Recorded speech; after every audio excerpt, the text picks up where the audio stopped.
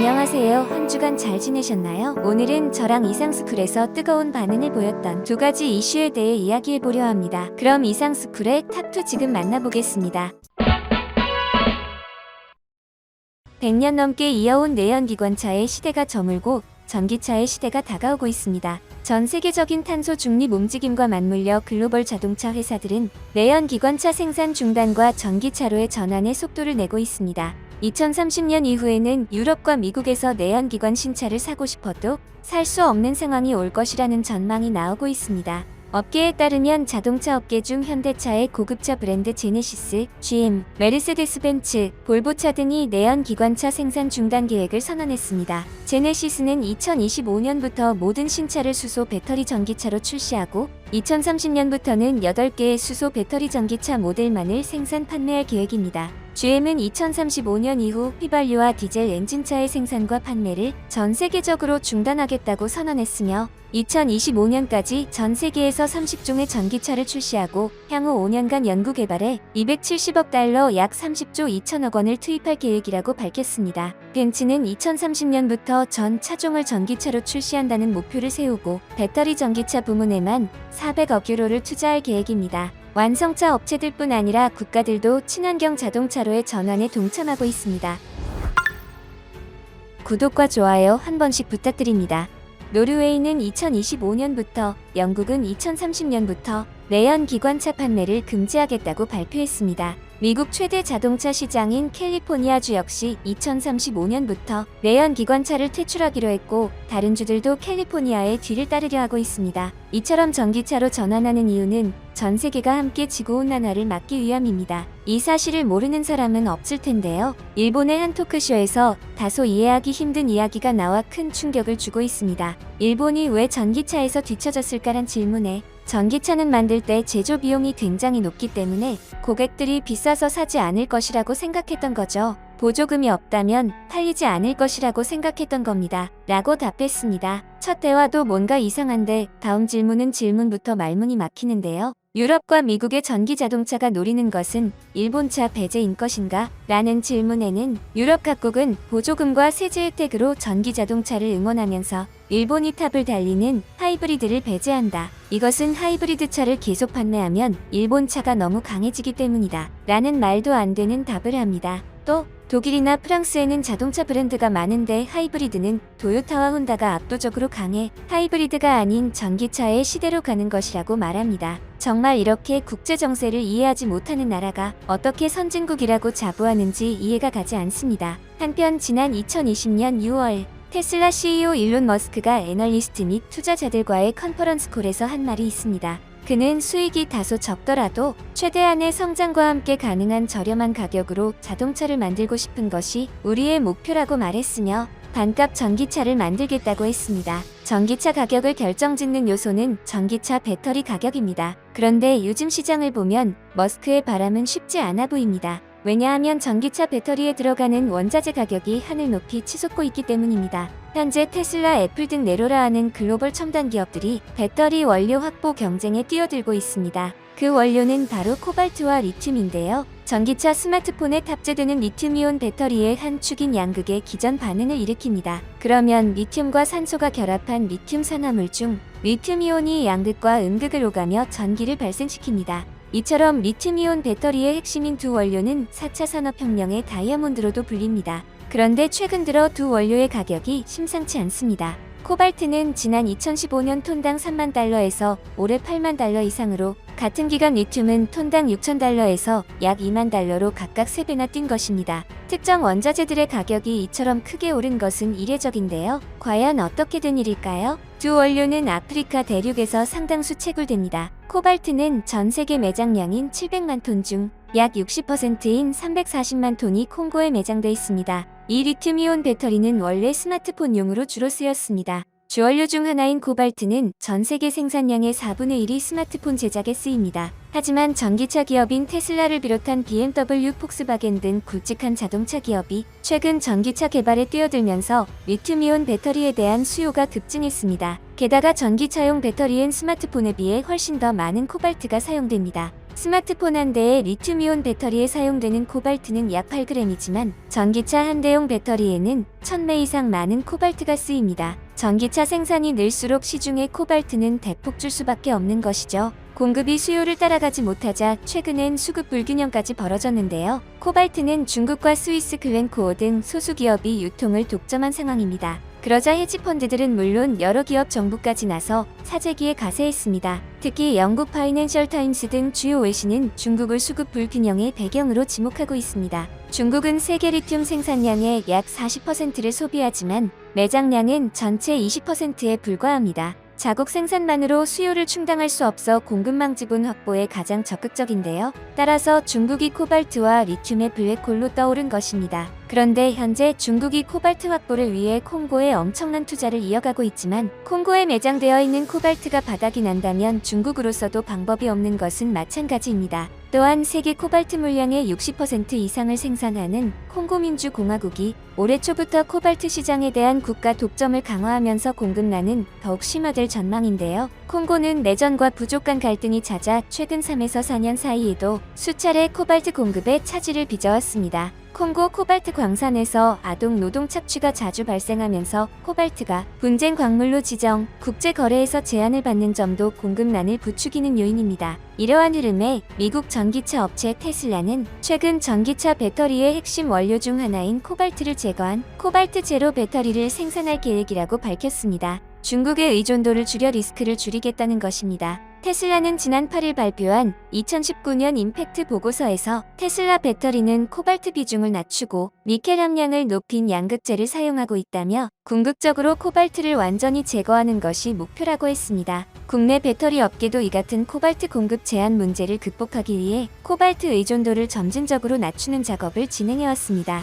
LG화학은 GM과 손잡고 코발트 비중을 10% 미만으로 내린 NCMA 배터리 얼티움 생산을 준비 중입니다. 그동안 LG화학 3원계 배터리는 니켈 60%, 코발트 20%, 망간 20%의 비율로 만든 양극재를 사용해왔습니다. LG화학은 올해부터 GM 전기차 볼트 EV에 니켈 비중을 70%로 높이고 코발트 비중을 10%로 내린 NCM712 배터리를 적용하고 2022년형 볼트 EV부터 얼티움을 탑재할 계획입니다. 그러나 아직 코발트를 완전히 제거한 고성능 리튬이온 배터리를 구현한 업체는 없습니다. 중국에서는 코발트가 없는 리튬 인산철 배터리도 사용 중이지만 LFP 배터리는 출력이 낮고 무거워 전기차의 주행거리를 늘리기 어렵다는 단점이 있습니다. 배터리 업계 한 관계자는 니켈이 들어가야 배터리의 에너지 밀도가 높아져 주행거리를 늘릴 수 있다며 테슬라가 원가 절감 차원에서 중국 CATL의 LFP 배터리를 일부 적용하기로 한 것으로 보이는데 LFP 배터리는 안정성이 높은 대신 성능이 떨어져 대세로 자리매김하긴 어려워 보인다고 말했습니다. 미국 전기차 전문 매체 테슬라라티는 테슬라가 직면한 가장 큰 과제는 배터리의 성능을 유지하면서 코발트를 대체할 만한 다른 금속을 찾는 것이라면서 지금으로서는 배터리의 안정성을 높여주는 역할을 하는 코발트를 대체할 원재료가 없다고 전했습니다. 따라서 현재는 배터리 가격이 치솟아 많은 완성차 업체들은 코발트가 없는 LFP 배터리를 사용 중입니다. 하지만 LFP 배터리 시대는 머지않아 끝나게 될 것입니다. 그래서 한국은 당장의 성패보다 코발트 프리 배터리를 개발하며 배터리의 성능, 신뢰성, 안전성을 한층 진보시킨 제품을 선보여 글로벌 업체들과의 경쟁에서 우위를 점한다는 전략을 세우고 있습니다. 한편 한국은 원자재 부족 사태를 대비해 다른 공급망을 찾는데 열을 올리고 있습니다. 그중 포스코가 투자한 R&D나 리튬 염호의 추정 가치도 크게 올랐으며 포스코는 수요가 지속해서 늘어날 것으로 보고 리튬과 니켈 사업을 확장해 2025년까지 2조 9천억 원의 매출을 올리는 것을 목표로 세웠습니다. 철강업계에 따르면 포스코는 최근 지주회사 체제 전환을 공식화하면서 R&D나 옴브레 무에르토 리튬 염호의 누적 매출 추정치를 103조 원이라고 밝혔습니다. 포스코가 2018년 호주 갤럭시 리소시스로부터 인수할 때 가격 2억 8천만 달러의 300배가 넘고 지난 3월 발표한 누적 매출 추정치 35조 원의 3배 수준입니다. 포스코가 평가한 염호 가치가 뛴 것은 매장된 리튬 추정량이 늘고 채취할 수 있는 능력이 성장한 면도 있지만 리튬 가격이 가파르게 오른 영향이 큽니다. 포스코는 리튬과 니켈을 미래 먹거리 가운데 하나로 꼽았습니다. 포스코는 2025년까지 리튬 11만 톤 생산 능력을 갖춰 연 매출 1조 7천억 원을 내는 것으로 목표로 정했습니다. 포스코는 아르헨티나 영호에 더해 호주 필바라사에 지분을 투자해 앞으로 연간 약 32만 톤의 리튬 광석을 공급받는데요. 올해 4월 출범한 포스코 리튬 솔루션이 리튬 광석을 활용해 수산화 리튬을 추출할 계획이며 2023년 10월 가동을 목표로 전남 광양시 율촌 산업단지에 공장을 짓고 있습니다. 완공되면 연간 4만 3천 톤 규모의 수산화 리튬을 생산할 수 있습니다. 니켈 역시 2025년까지 총 11만 톤의 생산 체제를 갖춰 매출 1조 2천억 원을 올리겠다고 발표했습니다. 포스코가 중국 화유 코발트와 합작해 설립한 포스코 HY 클린 메탈의 리사이클링 공장은 내년 11월 가동을 목표로 하고 있습니다. 이듬해부터 포스코가 자회사 SNNC와 함께 전남 광양제철소 내에 짓고 있는 고순도 니켈 생산 공장도 운영을 시작할 예정입니다. 포스코는 또 호주의 니켈 광업 재련 기업 레이븐소프 지분을 30% 확보해 2024년부터 니켈 가공품 32,000톤도 매년 공급받을 수 있는 상황입니다. 한국은 얼마 전 요소수 사태를 겪으며 원자재 다변화의 속도를 내고 있습니다. 그래서 호주와 우즈베키스탄에 국빈 방문을 하며 원자재 협력에 힘썼습니다. 앞으로 100년 동안 전기차 시장을 이끌어갈 대한민국을 응원합니다. 러시아 푸틴 대통령이 4일 안에 끝낼 계획이라던 우크라 사태가 현재 2주 넘게 이어지고 있습니다. 그 결과 2차 세계대전 이후 가장 많은 난민이 발생했는데요. 이러한 우크라이나 피난민을 돕기 위해 주변 유럽 국가들이 나서고 있습니다. 구독과 좋아요 한 번씩 부탁드립니다. 특히 9일 SNS에는 독일 베를린 중앙역의 모습을 담은 사진 등이 올라왔는데요. 현재 독일의 베를린 중앙역은 우크라이나 난민들에게 집과 편의를 제공하기 위한 시민들로 가득한 상태입니다. 이처럼 스스로 난민을 돕기 위해 나선 이들의 따뜻한 행동이 전 세계인들의 감동을 주고 있습니다. 평범한 시민인 이들은 자원봉사자를 자청해 난민들의 어디로 가서 어떻게 도움을 받으면 되는지 알려주고 있습니다. 또 다른 이들은 집의 일부를 무료로 제공해줄 수 있다며 직접 만든 무료 숙소 안내문을 들고 있습니다. 한편 전쟁이 계속되는 가운데 러시아는 국가 부도가 임박했다는 주장이 연일 나오고 있는데요. JP모건이 러시아가 오는 16일 만기가 돌아오는 달러 채권에 대한 디폴트 가능성이 크다고 전망했습니다. JP모건 전망대로라면 러시아는 1998년 이후 또다시 채무 불이행의 위험에 놓이는 것입니다. 현재 외신에 따르면 JP모건은 6일 보고서를 통해 이달 16일 7억 달러 상당의 채권 만기를 맞는데 서방 국가의 제재로 러시아 일부 자산이 동결된 점과 또 다른 경제적 제재로 부채 상환이 어려울 것이라고 내다봤습니다. 외신들은 여기에 더해 러시아가 해외 대출 기관에 손실을 입히기 위해 서방의 제재에 대한 보복 수단으로 디폴트를 악용할 가능성도 존재한다고 봤습니다.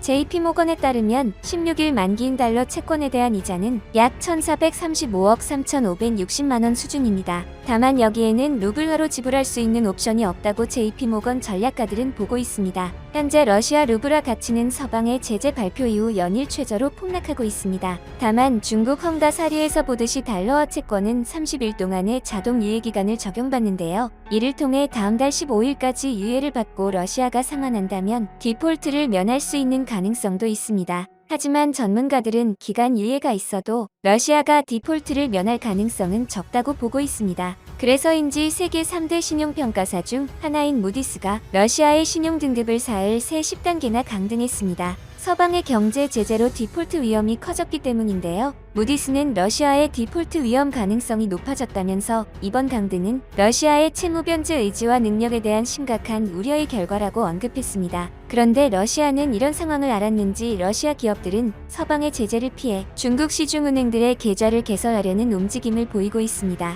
로이터 통신에 따르면 임명을 요구한 한 중국 국영은행의 모스크바 지점 관계자는 지난 며칠간 200에서 300개의 러시아 기업이 중국과의 사업을 위한 계좌 신설을 문의했다고 밝혔습니다. 이 관계자는 얼마나 많은 러시아 기업이 중국 은행에 계좌를 개설하려고 하는지는 모르겠지만 많은 기업이 관심을 나타내고 있다면서 앞으로 위안화 거래가 늘어날 것으로 본다고 말했습니다. 오랜 기간 러시아 사업을 해온 한 기업과도 거래 관계가 있는 몇몇 러시아 기업들이 위안화 계좌 개설을 계획하고 있다고 전했습니다. 이 기업과는 러시아 기업들이 달러나 유로를 사용할 수 없고 미국, 유럽과 사업이 막힌 상황에서 중국으로 눈을 돌리고 있다고 말했습니다. 실제 러시아 해운 물류 기업인 페스코는 이번 주 중 고객들의 위안화 결제를 허용할 것이라고 밝혔는데요. 로이터는 많은 러시아 기업들이 위안화와 러시아 루블화를 이용해 사업할 수밖에 없는 상황이지만 루블화 가치 폭락으로 기업들의 수익성 악화는 불가피할 것이라고 지적했습니다. 이처럼 러시아 경제가 디폴트 선언 직전까지 오자 정작 중국의 상황이 난처해지고 있는데요. 중국과 러시아는 최대 우방국이기에 1차원적으로는 도와주는 게 맞지만 서방 국가들이 러시아를 도와주는 나라도 제재를 시작하고 있어 중국의 고심이 깊어지는 것입니다. 그러던 중 미국이 먼저 중국을 겨냥해 발언을 했습니다. 바로 미국이 러시아를 돕는 중국 기업의 철퇴를 내릴 수 있다고 경고한 것입니다. 특히 중국 최대 반도체 위탁 생산 업체인 SMIC를 직접 겨냥하기도 했습니다. 지나 러몬도 미 상무장관은 8일 뉴욕타임스와의 인터뷰에서 러시아의 반도체와 첨단 기술 수출을 금지한 제재에 동참하지 않는 중국 기업은 문을 닫을 수 있다고 말했습니다. 그는 미국의 대러시아 수출 제한 조치에 불복할 가능성이 있는 중국 기업들은 본질적으로 폐쇄될 수 있다고 밝혔습니다. 러몬도 장관은 특히 중국 최대 반도체 위탁 생산 업체인 SMIC를 언급하며 이런 중국 업체들이 제재에 동참하지 않는다면 제품 생산에 필요한 미국 장비와 소프트웨어 공급을 차단할 것이라고 강조했으며 이어 러시아와 거래를 계속할 경우 중국의 반도체 제조 역량이 큰 타격을 입을 수 있다고 덧붙였습니다. 앞서 미국과 유럽연합 등은 러시아의 우크라이나 침공에 대응해 전면적인 제재와 수출 통제 조치를 내렸는데요. 제재에는 반도체를 포함해 특정 첨단 제품을 러시아와 벨라루스에 판매하는 것을 금지하는 내용이 담겨 있습니다. 미국의 수출 통제는 미국 기업뿐 아니라 외국 기업이 만든 제품이라도 미국이 통제 대상으로 정한 소프트웨어 기술을 사용한 경우도 포함합니다. 이른바 FDPR인데 뉴욕타임스는 FDPR에 따라 미국산 기술이나 소프트웨어를 사용해 제품을 생산하는 다수 중국 기업에도 대러시아 수출 제한 조치가 적용된다고 전했습니다. 이에 애플, 삼성전자 등 스마트폰 업체와 컴퓨터 제조사 HP, 델 등 업체들이 러시아 시장에서 제품 판매를 중단한 것도 이런 이유에서입니다. 2020년 도널드 트럼프 행정부가 중국 통신기업 화웨이를 제재할 당시 FDPR을 적용해 화웨이가 해외로부터 반도체 칩을 납품받지 못하도록 했죠. 당시 뉴욕타임스는 이 조치는 성공 가도를 달리던 화웨이의 모바일과 광대역 사업을 무력화했다고 전했습니다. 러몬도 장관의 경고는 최근 중러 관계가 더욱 돈독해지면서 중국이 러시아의 제재 우회로가 될 수 있다는 판단 때문으로 풀이됩니다. 미국의 이러한 주장에 중국은 즉각 반발했는데요. 자오리젠 중국 외교부 대변인은 9일 정례 브리핑에서 미국은 우크라이나 문제와 러시아와의 관계를 처리하면서 중국의 우려를 엄정하게 다뤄야 하며 어떤 방식으로든 중국의 권익을 해쳐선 안 된다며 이렇게 밝혔습니다. 자오리젠 대변인은 또 제재는 근본적으로 효과적인 방법이 아니다라면서 중국은 독자 제재와 확대 관할에 결연히 반대한다고 강조했습니다. 한편 중국이 현재 미국의 움직임에 반발하고 있지만 결국 중국도 우크라 사태가 길어질수록 중립의 길로 들어서는 것 아니냐는 주장이 나오고 있는데요. 실제로 우크라이나 사태가 일어나기 전에는 이번 사태의 책임이 미국에 있다며 연일 비판했습니다. 하지만 전쟁이 시작된 뒤 중국의 입장은 미묘하게 달라졌는데요. 시진핑 중국 국가주석은 25일 오후 열린 중러 정상회담에서 냉전의 정신을 버리고 모든 국가들이 정당한 안전보장상의 우려를 중시하고 존중해 교섭을 통해 균형 잡히고 효과적이며 지속 가능한 유럽의 안전보장 체제를 형성해야 한다며 중국은 러시아와 우크라이나가 교섭을 통해 문제를 해결하는 것을 지지한다고 밝혔습니다.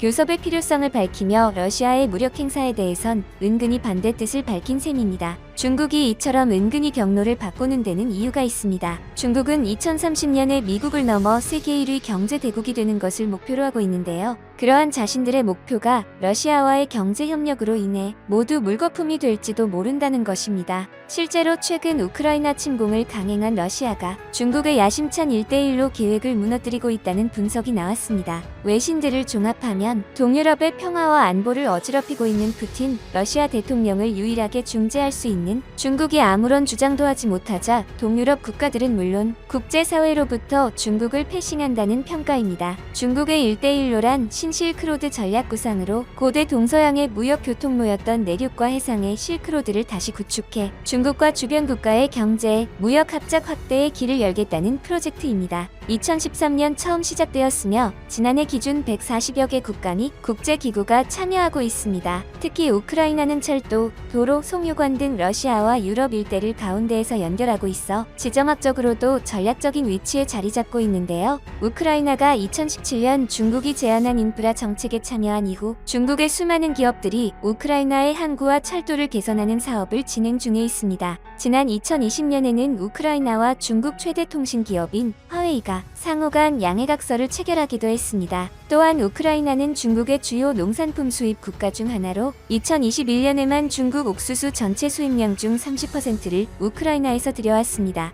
하지만 러시아가 우크라이나의 침공을 결심한 이후 중국으로서는 한때 경제적으로나마 우호 관계를 맺고 있었던 우크라이나가 러시아군의 포격에 무너져 내리는 모습을 멀찌감치 지켜보는 수밖에 없었습니다. 결국 어떻게 보면 중국도 피해자였던 것입니다. 하지만 러시아와 함께 서방의 비난을 받고 있는 상황입니다. 때문에 서방과 러시아의 갈등으로 유럽 일대에서 기업들의 해외 송금과 교역이 어려워지게 되자 중국이 실크로드 구상안을 통해 이루려고 했던 물자 이동도 곤란한 상황을 맞고 있습니다. 중국은 작년에만 실크로드를 통해 750억 달러에 달하는 물품을 유럽에 수출했는데 앞으로는 중국의 교역량이 둔화될 전망이라고 알려졌습니다. 또한 중국이 우려하는 것이 또 하나 있는데요. 앞서 미국이 중국의 반도체 제재를 예고한 가운데 중국은 자국의 전기차 산업에도 불똥이 튈까 두려워하고 있습니다. 중국은 지난해 약 50만 대의 전기차를 수출해 세계 최대 전기차 수출국이 됐습니다. 지난해 독일 23만 대, 미국은 11만 대 전기차를 각각 수출했습니다. 2020년만 해도 중국, 독일, 미국은 수출량 12만에서 15만 대 수준에서 치열했는데 지난해에는 중국이 월등히 치고 나선 것이죠.